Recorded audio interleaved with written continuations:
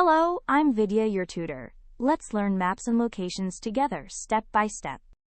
A map is a small drawing of a large place. We'll read maps using directions and a grid to find locations and routes. On most maps, north points up. We describe how to get somewhere using the 4 directions. For example, 2 squares east, then 3 north.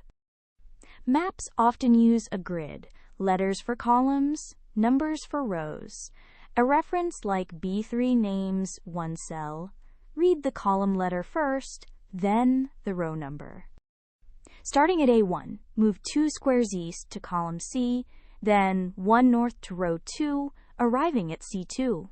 To recap, a map represents a place. North is usually up and we use the 4 directions, and a grid reference names a cell by column, then row. Well done. Great work! Keep learning with Vidya and visit CBSETest.com for free lessons, worked examples, and practice tests.